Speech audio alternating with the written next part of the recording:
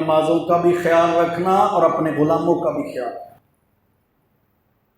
آپ کی آخری ایام کی آخری وصیتوں میں سے میرے بھائیوں یہ وصیت بھی تھی الصلاۃ وما ملکت ایمانکم، اپنی نمازوں کی حفاظت کرنا، اپنی نمازوں کا خیال رکھنا، اپنی نمازوں کی نگہبانی کرنا، وما ملکت ایمانکم، اور اپنے غلاموں کی، اپنی لونڈیوں کی، اپنے ملازموں کی، اپنے خادموں کی، اپنے نوکروں کی، ان کے حقوق کا بھی خیال رکھنا۔ پھر اسی طرح اللہ کے رسول علیہ الصلوۃ والسلام کو افاقہ ہو جاتا، بیماری کی شدت کم ہو جاتی، آپ حجرہ عائشہ سے مسجد نبوی میں تشریف لاتے، صحابہ کرام کو نماز پڑھاتے۔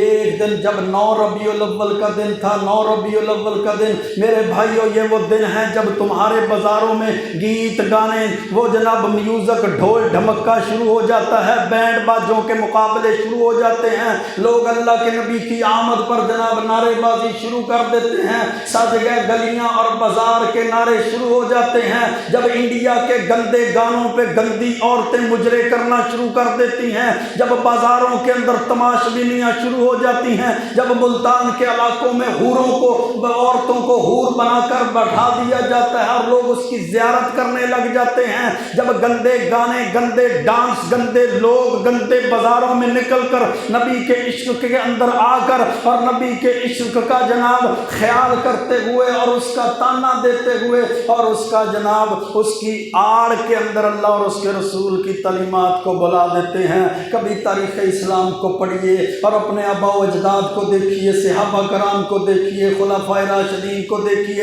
ائمہ محدثین کی زندگیوں کو دیکھیے، مدینہ کی حالت اور اہل مدینہ کی حالت دیکھیے۔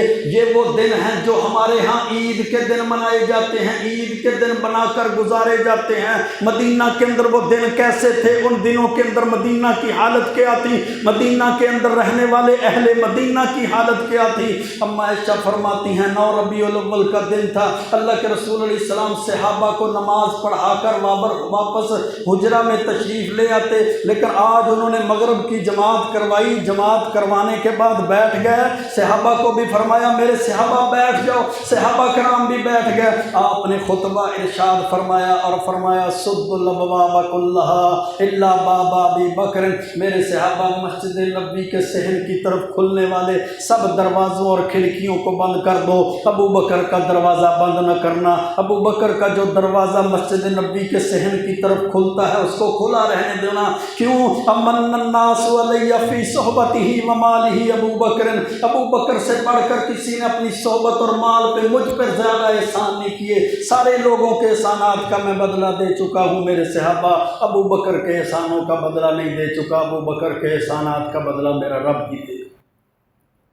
پھر آپ نے فرمایا لو کنت متخذا خلیلا لاتخذت ابا بکر، اے میرے صحابہ اگر مجھے دلی دوست جگری یار بنانے کی اجازت ہوتی، میں کسی کو اپنا جگری دوست دلی دوست مان لیتا تو میں حضرت ابو بکر کو اپنا دلی دوست بناتا، لیکن میں نے تو اپنا دلی دوست جگری دوست اللہ کو بنایا ہوا ہے۔ دنیا کے اندر مخلوق کے اندر مجھے کسی کو دلی دوست جگری دوست بنانے کی اجازت نہیں ہے۔ ولکن اخوۃ الاسلام مودت ہی، لیکن ہاں اسلام کا بھائی چارہ موجود ہے، اسلام کی مودت موجود ہے، اسلامی بھائی، اسلامی مودت، اسلامی بھائی چارے کے ساتھ میں حضرت ابو بکر صدیق رضی اللہ تعالیٰ عنہ کے ساتھ ہوں۔ پھر آپ نے فرمایا میرے صحابہ ان اللہ خیر عبدا بین الدنیا و بین ما عندہ فاختار ما عندہ، میرے صحابہ اللہ نے دنیا میں رہنے والے لوگوں میں سے ایک بندے کو اختیار دیا ہے، چاہے وہ دنیا کے اندر رہے یا اللہ کے پاس چلا جائے،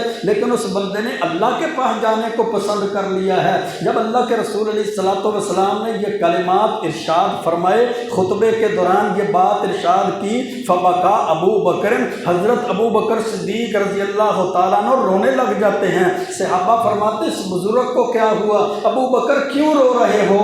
کیا مسئلہ ہوا؟ اللہ کے رسول علیہ الصلوۃ والسلام تو کسی بندے کی بات کر رہے ہیں نا، کسی عام آدمی کی بات کر رہے ہیں۔ فرمایا عام آدمی کو یہ اختیار نہیں ملتا وہ دنیا میں رہے یا اللہ کے پاس چلا جائے۔ اللہ کے رسول علیہ الصلوۃ والسلام یہ اپنے بارے میں بات بیان فرما رہے ہیں۔ کہ ان اللہ خیر عبد بین الدنیا، صحیح بخاری کو اٹھائیے، صحیح بخاری کی روایات ہیں، بخاری شریف کے اندر یہ احکامات، تعلیمات مسلمانوں کے لیے نظریات موجود ہیں، حیات طیبہ کے آخری ایام کی جھلک اور آخری ایام کے سارے معاملات صحیح بخاری کے اندر امام بخاری رحمۃ اللہ علیہ نقل کرتے ہیں کہ جب اللہ کے رسول علیہ السلام نے فرمایا نا، اللہ نے اختیار دیا ہے ایک بندے کو، چاہے وہ دنیا میں رہنا پسند کرتا ہے تو دنیا میں ہی رہے، اگر وہ دنیا کو پسند نہیں کرتا، اللہ کی ملاقات پسند کرتا ہے تو وہ اللہ کے پاس آ جائے۔ فاختار ما عندہ، اس نے اللہ کے پاس جو کچھ ہے اس کو پسند کر لیا ہے۔ حضرت ابو بکر صدیق رضی اللہ تعالیٰ عنہ رونے لگ جاتے ہیں، کیا بات فرمائی کہ اب اللہ کے رسول علیہ السلام دنیا میں نہیں رہیں گے، اب یہ اللہ کے پاس چلے جائیں گے، کیونکہ اللہ کے رسول علیہ السلام نے اللہ کے پاس جانے کا اختیار کر لیا۔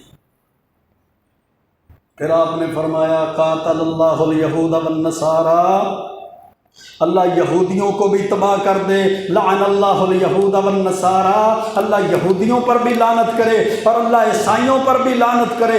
اتخذوا قبور انبیائہم مساجدا، انہوں نے اپنے نبیوں کی قبروں کو مسجدیں بنا لیا تھا، انہوں نے اپنے نبیوں کی قبروں کو سجدہ گاہ بنا لیا۔ دوسرے مقام پر آپ نے فرمایا اولئک اذا مات فیہم الرجل الصالح، یہ وہ بدبخت لوگ تھے جب ان میں سے کوئی اللہ کا نیک بندہ فوت ہو جاتا، یہ اس کی قبر پر جا کر سجدے کرنے شروع کر دیتے۔ اولئک شرار الخلق عند اللہ، قبروں پر سجدے کرنے والوں کے بارے میں اللہ کے رسول علیہ السلام نے فرمایا یہ اللہ کے ہاں دنیا کائنات میں سب سے بدترین مخلوق ہے۔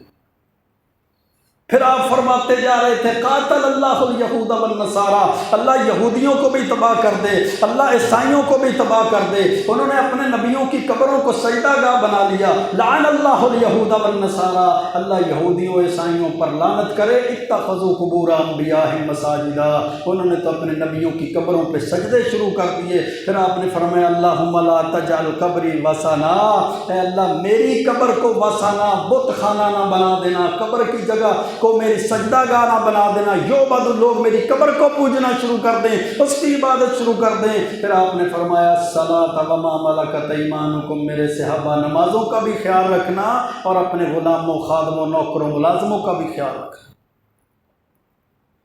یہ اللہ